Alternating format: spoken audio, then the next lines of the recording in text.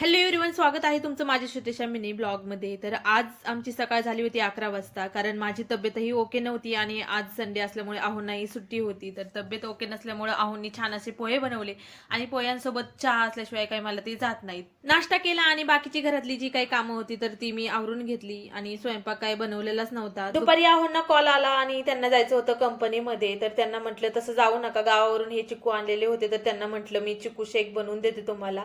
तर मी चिक्कू मधलं हे असं गर जो असतो तर तो काढून घेतला आणि आहोंनी बर्फ फोडून ठेवला. तब्येत तर काय ओकेच नव्हती, पण चला म्हटलं तेवढं तरी करून द्यावं म्हणून मी छान असा चिक्कू मिल्कशेक बनवून दिला.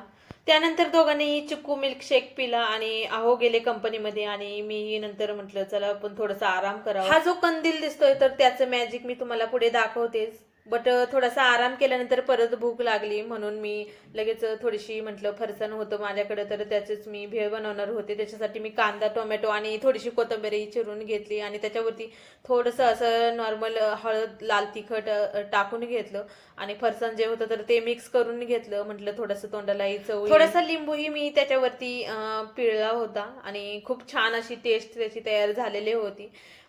हे खात होते तोपर्यंत इकडं कंदील जो होता तर तो चार्ज पण झालेला होता. सौर ऊर्जेवरती तो चालतो. तर हे पहा त्याचं मॅजिक म्हणजे त्याच्यावरती भरपूर सारे असे कलरवाले लाईट्स लागतात. ते गुलाबी, पिंक, व्हाईट असे म्हणजे भरपूर सारे कलर आहेत त्याच्यामध्ये.